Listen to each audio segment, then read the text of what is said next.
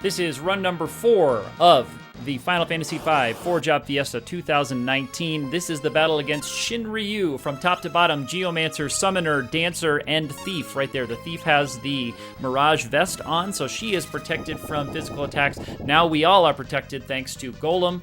She casted Golem. That is a sword dance with the fully powered chicken knife right there. You can see Shinryu is pretty beefed up in terms of defense because the sword dance normally does quite a bit more than that. That is an attack with the Wonder Rod, which has been cycled up to Berserk. So you have to go through all of the white magic spells up to Berserk. So you have to count spells going up. Right after Reflect comes Berserk. So if you have to kind of grind that up beforehand to set this battle up. So Shinryu is now in Berserk status and will do nothing else but attack. The cool thing about Shinryu hitting this hard is that Golem, at the level that my characters are at, does not have enough hit points to survive any attack that Shinryu gives, which means any attack that lands, Shinryu is going to take off Golem. So all I have to do is watch for Shinryu to land an attack, and then I can simply cast Golem again to protect against the next one. All of these characters have access to Summon, because that's really the big source of damage besides Sword Dance, is us being able to summon.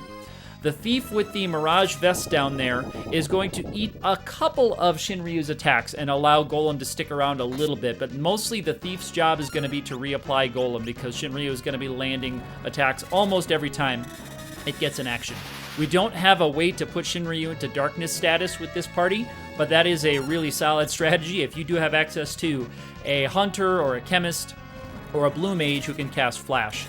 You can get Shinryu into darkness status and not deal with quite as much damage. So that's really the story for the rest of this fight. It's basically a solved battle right now, as long as we can keep Golem up. Now, Shinryu is extremely fast, so there may come a time where Shinryu can get a couple of actions in, one to kill Golem and then one to knock out a character.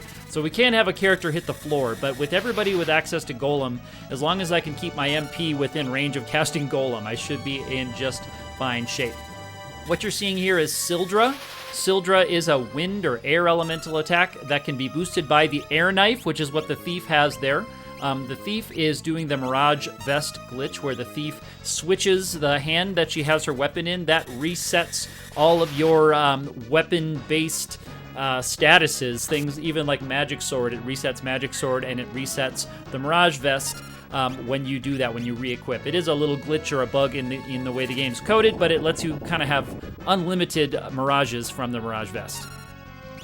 So the Thief has the air knife, which will boost the elemental damage done by Sildra, which is why Thief with the fairly low magic stat is doing good damage. Also, just having Summon at level 5 as she does gives her a pretty big boost to her magic stat. So when you say, how is the Thief doing that much damage with a Summon? And it's because Summon magic, when you transfer it to another character, and that's the case with Black Magic, White Magic, the magic skills, they transfer a certain bonus of that stat over to the new class. So the Thief's base magic class is quite low, but when the Thief has the magic stat on the side, it boosts that up. It also boosts your MP pool because your MP is based on those magic stats that come over from the other character.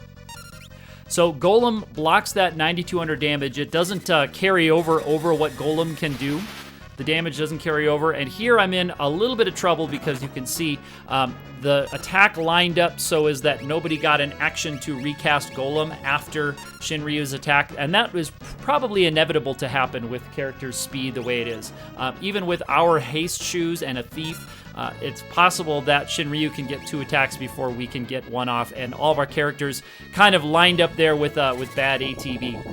But as it is, it's not a big deal. We burned a Phoenix down, and there's no sense in healing your characters up in this battle because if Shinryu lands an attack in Berserk status, front row, back row, almost doesn't matter.